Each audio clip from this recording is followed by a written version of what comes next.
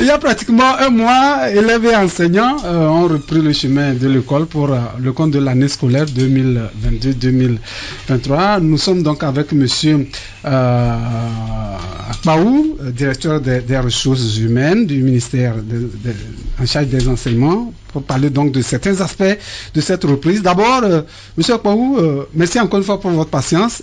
Quelques semaines après la reprise des classes, est-ce qu'on va dire tout va bien sur le terrain? Selon les normes, tout va bien. Quand on dit une reprise, c'est sur 4 aspects. Ouais. Il y a les infrastructures, les équipements. On avait à cela. Cette année, c'est 1000 salles de classe qui seront encore construites. D'accord. Il y a le suivi des enseignants. Et pour une première fois au Togo, on a déployé 300 inspecteurs conseillers pédagogiques de plus. Et le total fait 400. Et la norme internationale, c'est un personnel d'encadrement pour 100 enseignants. Nous sommes à 1 pour 97. Et vous voyez, quand les gens crient, il faut quand même qu'ils sachent les normes qui existent. C'est ce que nous disons, c'est l'information. Voilà, et donc là, ils sont sur le terrain depuis le 19 septembre, avec une lettre de mission de monsieur le ministre. Et le suivi aussi, l'encadrement y est.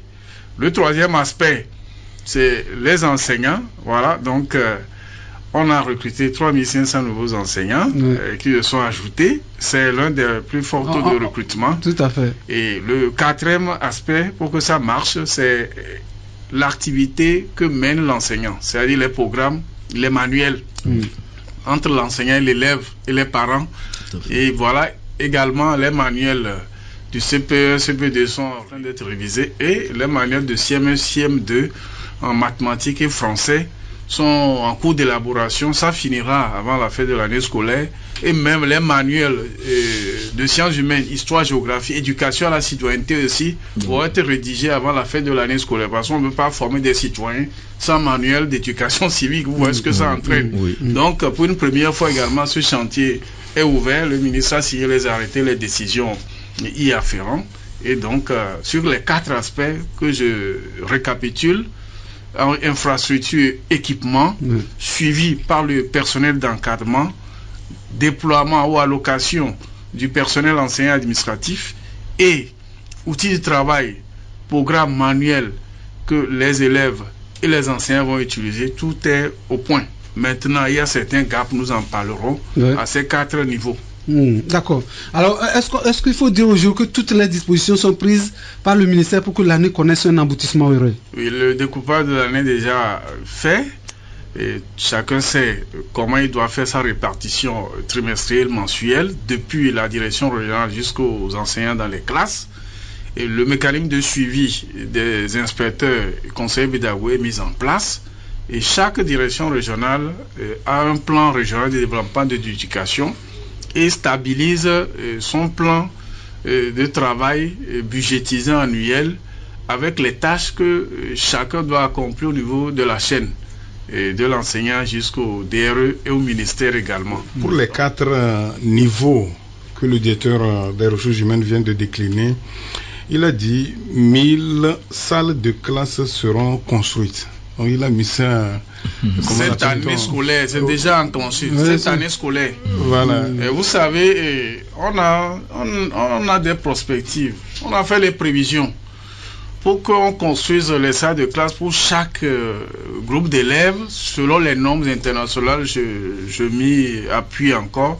Il nous faut d'ici l'horizon 2030 au plus 15 000 salles de classe. 15 000. Vous voyez, 15 000. Donc, 1 millier cette année déjà, on va accélérer le rythme.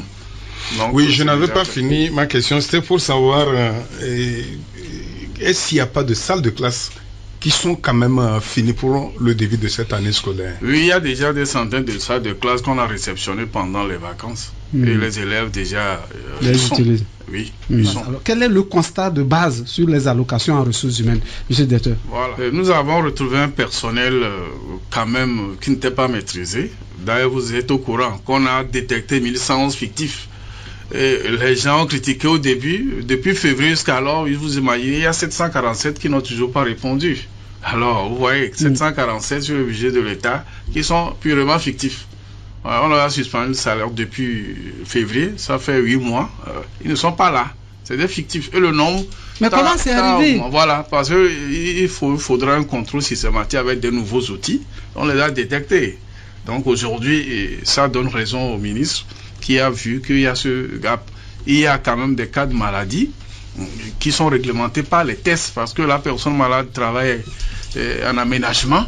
Donc il faut prendre ça en compte. Donc avant, ce n'était pas pris. Donc on les a recensés et on suit leur dossier pour savoir les réglages qu'il faut faire.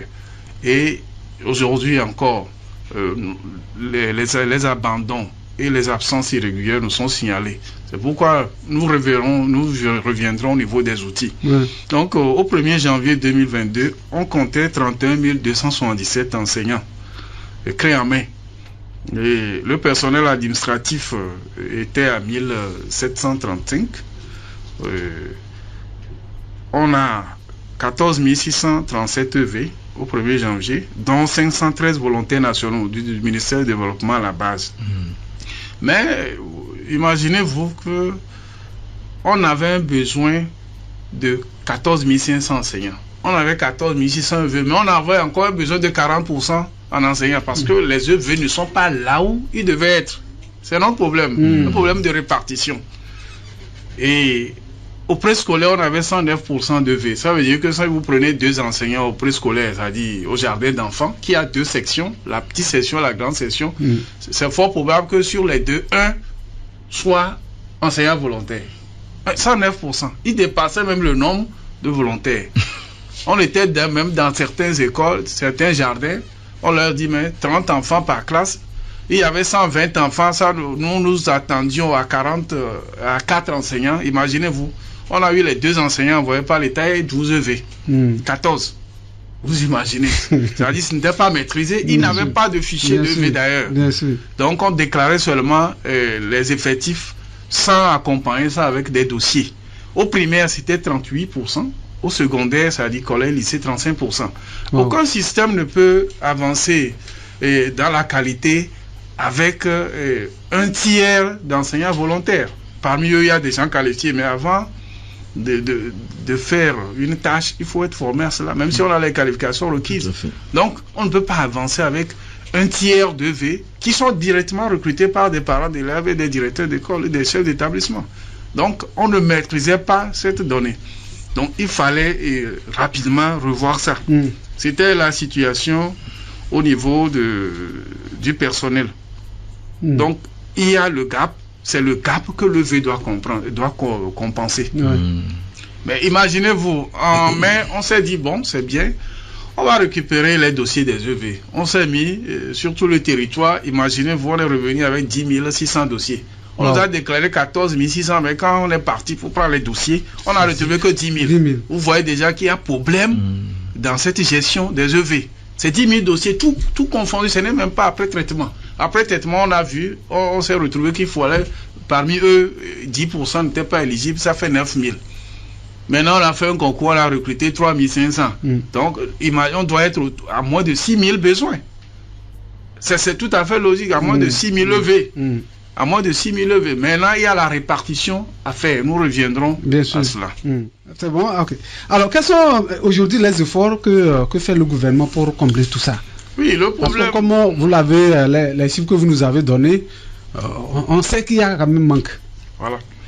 Et en 2013, le chef d'État, voilà la situation des EV, a demandé qu'on organise un concours de recrutement en août 2013. On a dénombré en ce temps 6 000 EV. Le concours a pris en compte plus de 5 000. On pensait qu'il y a quelques-uns seulement qui ne répondent, qui n'avaient pas les dossiers réglementaires, ça s'arrêtait là. Mais au cours de la même année, 1 mois, 2 mois après, on voulait recenser ces EV, on est parti à 3 000, 4 000, 5 000 et dernièrement 14 600. Donc vous voyez que le gouvernement a fait des efforts, mais c'est le mode de recrutement de ces EV qui cause problème. Donc il faut que nous maîtrisions le gap que comble l'EV qui est normalement un agent qui appuie, qui comble un besoin. Et cette année, on a organisé un concours.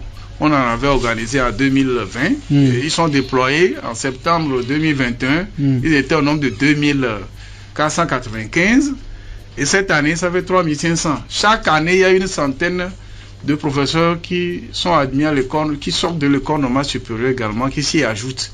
Il y a quand même des cohortes d'élèves instituteurs aussi qui sortent des écoles normales. Nous avons 6 écoles normales d'instituteurs qui chacune forment 300 élèves et instituteurs qui deviennent instituteurs. Là encore, il y a la réforme qui est finalisée pour qu'ils soient formés non plus sur 1 an mais sur 2 ans et qu'on forme tout le monde, même pour les privés. Merci. Parce que la qualité doit aller aussi vers eux.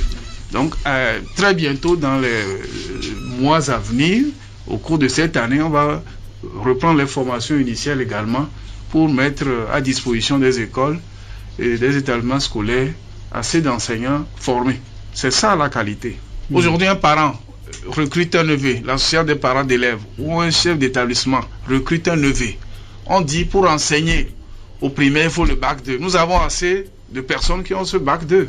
Pour enseigner au lycée, au collège, nous avons besoin au moins de la licence. Au dernier concours, il y a plus de candidats avec les diplômes requis que de places disponibles. Et nous avons un gap de 9000 avant le concours. On avait au moins 2 fois plus de candidats avec les diplômes requis. Maintenant, nous ne pouvons pas comprendre pourquoi on engage des gens à l'insu des premières autorités éducatives de la région de l'inspection avec des qualifications qui ne sont pas anarchique des édiles. C'est aujourd'hui, monsieur le directeur, le vrai problème. Le vrai problème se situe dans le non-respect de la carte scolaire. Vous voyez, on a parlé tout à l'heure du recensement. Il faut qu'on sache combien d'écoles existent. Il y a des normes. Et nous avons au total au Togo 9107 établissements scolaires. À peu près 2000 jardins d'enfants, 5600 établissements du primaire, école primaire publique et 1081 CEG lycées. Nous avons 9107 établissements scolaires et coordonnés par 62 inspections d'enseignement préscolaire primaire, 18 de l'enseignement secondaire général et 7 directions régionales de l'éducation. Voilà. Donc, l'organigramme est là, bien structuré. Donc, le vrai problème se trouve au niveau de la carte scolaire.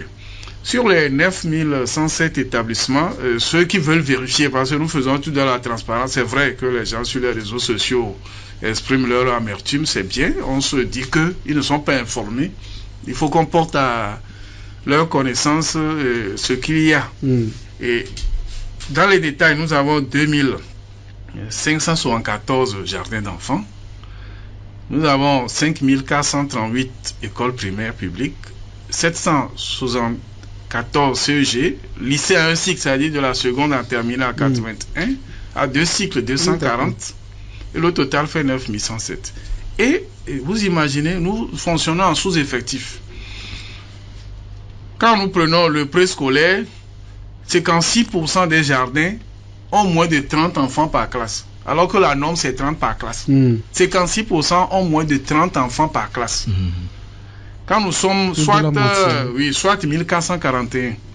Quand nous sommes au primaire, c'est 3262 sur les 5438 qui sont en sous-effectif, soit 60%. 60% de nos écoles primaires ont moins de 40 élèves par classe.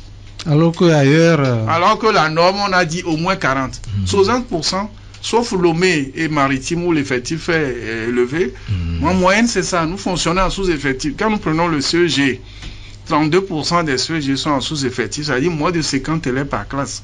Soit au total 247 sur les 774. Au lycée, c'est 38,28% en sous-effectif, soit 31 sur les 81.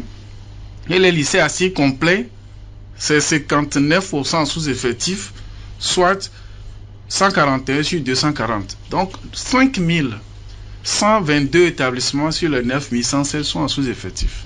Ça veut dire que les enseignants que nous envoyons ne suffiront pas. Bien sûr. Donc, nous nous sommes intéressés à la carte scolaire. Nous avons géolocalisé les 9107 établissements. C'est pourquoi nous invitons toujours ceux qui portent les critiques à nous donner des chiffres. Et nous avons leurs effectifs. Nous avons dénombré 1 894 000 élèves. Vous imaginez. Et nous avons... Dans l'officiel. Bien sûr. Et au niveau de l'enseignement technique, si on ajoute, on tourne autour de 2 200 000 élèves. Au total, nous avons à peu près 3 millions d'élèves dans le pays, y compris le privé, qui a 29% d'effectifs d'élèves. Et nous nous sommes intéressés à la géolocalisation et pour voir les normes. La case scolaire a des normes. Un jardin ne peut être dédoublé que si la distance est de 300 mètres en milieu urbain et 500 mètres en milieu rural. Au primaire, c'est 1 km en milieu urbain, 1,5 en milieu rural. Le collège, c'est 1,5 km en milieu urbain, 2 km en milieu rural. Et le lycée, 2 km en milieu urbain, 3 km en milieu rural. Donc, on a retrouvé des établissements en moins de cette distance et qui ont moins d'élèves. C'est ça qui a entraîné la fusion de 200 établissements. D'accord. Vous voyez avec nous, si les gens font toujours les critiques, on a entendu sur les réseaux sociaux des communautés faire du boucan, mais vous imaginez, il y a des écoles primaires qu'on a fusionné de 12 élèves dans ce pays. Pas plus que la semaine dernière, à la rentrée, plus précisément, on a fusionné 2 écoles. Et l'une avait 17 élèves, l'autre 24. Donc, on a au moins 40% d'écoles dans ce pays où on a moins de 20 à 25 élèves par classe. Donc, je vous ai dit qu'au primaire, c'est 60% qui ont moins de 40 élèves par classe. Alors que la case scolaire est là. Si la distance dépasse celle fixée, on crée. Même si c'est 20 élèves, on crée. On ne peut pas avoir 20 élèves quelque part et 30 ailleurs. Pour une école primaire, 40 x 6, on a au moins 240 écoles, mais c'est à peine que 20% de nos établissements ont cet effectif. Donc c'est ça même qui a poussé à revoir la case scolaire. C'est là où le problème commence. Est-ce que c'est déjà bon ou ce travail se poursuit? Non, c'est bon parce qu'on a fusionné 200 établissements. Les noms de ces établissements sont là avec les arrêtés. Au Togo, on a un enseignant pour 53 élèves. Si vous faites les statistiques, un enseignant pour 53 élèves, alors qu'au préscolaire c'est 30, au primaire 40, au secondaire c'est entre 50 et 55. Donc ça veut dire qu'en moyenne on doit être à 1 pour 48 parce que le primaire et le préscolaire ont 60% des effectifs. Et lorsque vous voulez appliquer le taux de 8 points sur 1 sur 53, sur aujourd'hui 35 033 enseignants, les 8 points vous donnent d'abord 10% qui donnent 3 500 et des régions qui sont en sous-effectif qui ont un taux d'élèves de 18%. Et quand vous ajoutez les 18% aux 3 500, vous trouverez pratiquement 4 300. Donc aujourd'hui, statistiquement, selon ces normes, on n'a besoin que de 4 300 enseignants. Mais on a dit aux directions régionales, on a de nouveaux outils qui ne sont pas totalement maîtrisés, allez au moins à 20%. Donc aujourd'hui, les directions régionales nous ont fait le retour et on tourne autour de 6 000 enseignants comme besoin. Donc aujourd'hui, on peut recruter jusqu'à 6 800 EV pour combler. L'école est créée par arrêté du monsieur le ministre. Voilà. On a fait une tournée de vérification. Les directions centrales ont été instruites par monsieur le ministre. On a fait le tour du pays et vous imaginez, 80% de nos écoles n'ont pas d'arrêté de création. Wow. Comment ça se passe? C'est-à-dire, lorsque au primaire, par exemple, on dit 40 élèves par classe, x 6, 240 pour l'établissement, et l'établissement dépasse 240, on ouvre le groupe B. Sur le même site, ou bien en respectant la distance, la norme de 1 km de la case scolaire en milieu urbain, 1,5 en milieu rural. Maintenant, qu'est-ce que nous avons constaté? Le premier groupe est là. Par exemple, EPP tel est là. On a moins de 40 élèves par classe. On a à peine 100. Et à moins d'1 kilomètre, parce qu'il y a un problème entre 2 communautés ou 2 quartiers, ou bien quelqu'un a promis aux gens, mais pourquoi vous vous dérangez? On va vous créer une école. Il a promis. Et maintenant, comme il n'a pas l'arrêté du ministre, il crée le groupe B. Parce que au niveau local, l'inspecteur peut dire bon, allons-y en attendant. Donc il crée le groupe B et ça devient EPP tel B. Sans que l'effectif du groupe A de 40 élèves par classe ne soit atteint. Sans que la distance de 1 km ne soit dépassée. Est-ce que ce n'était pas des trucs politiques? Est-ce que c'est pas les politiques qui sont intervenus sur ce terrain? Parce qu'aujourd'hui, on ne sait pas celui qui a donné cet ordre. Celui qui a donné cet ordre. Est-ce qu'il y a un autre qui crée les établissements à part le ministre chargé, qu'on le dise? Donc, voilà la situation qui a entraîné, disons, cette dérive de la case scolaire. Et 80% de nos établissements n'ont pas d'arrêté. Maintenant, qu'est-ce qui ne serait pas fini? Maintenant, lorsqu'on crée le groupe B, on est là et on vient dire au chef du quartier ou du village, est-ce que votre village s'appelle tel? Il dit non. Pourquoi vous laissez qu'on donne ce nom à votre école? Il dit mais on va changer. Et maintenant, quand on change le nom, l'école là devient une école à part entière et perd le B. Et la première école récupère le groupe B. La première école qui est en sous-effectif crée le groupe B sur le même site. Donc si vous voulez, on va vous donner les noms de ces établissements. Et vous, journaliste ou celui qui dit que ce n'est pas ça, on ira vérifier ensemble. Les écoles existent, on a géolocalisé, on ira ensemble, ce n'est pas un problème. Donc la première école devient A et B et C. Maintenant, le quartier ou à côté où on a créé le groupe B, étant donné qu'il a pris un nouveau nom, lui aussi commence à faire ABC. Voilà comment 80% de nos établissements n'ont pas d'arrêté de création. Voilà les responsabilités qui donnent maintenant du fil à retordre et on ne voit pas ceux qui ont créé cette situation. Avec l'arrivée du ministre Kokoroko, nous avons remarqué quand même qu'il y a un diagnostic qui a été posé et ils ont recensé tout ce qu'il y avait comme problème et maintenant ce sont les solutions qu'on apporte pour améliorer vraiment l'école togolaise. Mais au-delà de tout, monsieur le directeur des ressources humaines, vous savez que les réformes, quand on dit réforme, c'est vraiment un changement de comportement. Mais à votre niveau, quelles sont les mesures d'accompagnement pour amener les directeurs d'établissement qui créaient les groupes selon leur volonté et aussi dans certains milieux, surtout que les frais de scolarité sont exemptés dans certaines écoles publiques.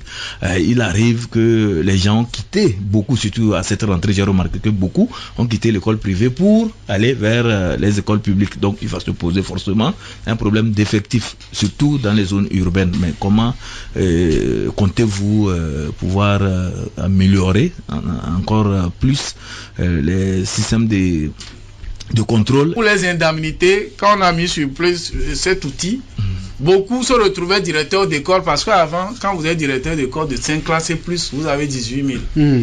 Si c'est 2 classes, c'est 7 000. Si c'est 4 classes, c'est 11 000.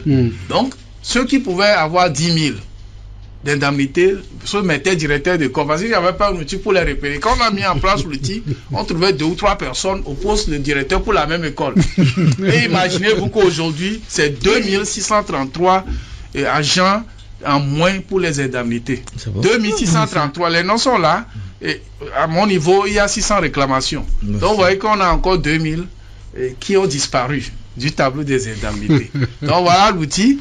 Et maintenant, on suit de près la situation. D'accord. On va terminer par, comme on l'a dit, les besoins sont énormes. Mais est-ce qu'il y a des recrutements en vue, monsieur le directeur? Vous allez dans le plateau Est, c'est 1300 enseignants de moins. Donc, ils peuvent recruter jusqu'à 1300 élèves. Dans le plateau Ouest, c'est à peu près 500, ils peuvent recruter. Lomé, c'est à peu près 800, ils peuvent recruter. Dans Maritime, c'est 1200, ils peuvent recruter. Dans Kara, c'est 1 millier, ils peuvent recruter. Savane, 1 millier. Le tout fait 6300. On a élargi. Donc, mais que le nombre de vœux qu'on recrute ne dépasse pas le gap, c'est-à-dire la différence. Je pense que c'est comme ça on gère, si on comprend. Voilà, Edgar. Juste un petit mot pour dire que, en tout cas, le baobab est solide. Le baobab, je veux parler de l'éducation, du système éducatif togolais. Le ministre Kokoroko a vraiment la trompe nécessaire pour secouer ce baobab. Sincèrement, après avoir écouté toutes les explications, les explications du directeur des ressources humaines, je jette encore une fois des fleurs au ministre Kokoroko pour le travail. Et à toute l'équipe. Oui, à toute l'équipe naturellement. Bon, c'est vrai que par moment, bon, on lance les pics dans cette émission. Oui, mais l'école togolaise, c'est vrai que le temps est déjà parti, mais l'école togolaise n'irait pas mieux si, avec tout ce que vous avez développé dans le public, réjaillissait au niveau du privé. Parce qu'actuellement, le privé, C'est l'enfant malade de l'éducation. On va terminer par là. Oui, monsieur le docteur. Vous en faites pas. La semaine dernière, déjà, il y a le comité central d'agrément des établissements privés. Et nous avons eu des séances de travail avec les établissements, les responsables de l'enseignement confessionnel catholique et protestant, et avec les privés. Et nous avons maintenant des missions à faire pour les géolocaliser aussi. Parce que si on vous dit maintenant de nous donner le chiffre exact, on en a, mais il faut qu'on trouve ceux qui sont réglementaires, ceux qui sont jouent au clandestin. Donc nous allons faire le tour pour les géolocaliser d'abord. Comme ça, à partir du bureau, on sait là où il se trouve. Il y a des formulaires adressés à ces écoles pour voir qui est à fonder. Et pour créer ces écoles, il y a des autorisations. Il y a d'abord l'intention, voici le site sied, il y a la création, il y a l'ouverture, mais il y a le fonctionnement, mais il y a l'autorisation de diriger pour le directeur. Est-ce qu'il a les diplômes requis? Et l'autorisation d'enseigner pour les enseignants qui seront recrutés. Donc maintenant, nous suivons cela, et avec le nombre d'inspecteurs et l'inspection générale de l'éducation et les DRE, nous allons rapidement refaire le tour et les cartographier et voir ces dossiers de plus près. Merci beaucoup, monsieur Dounoudenou Akbaou, qui est le directeur des ressources humaines.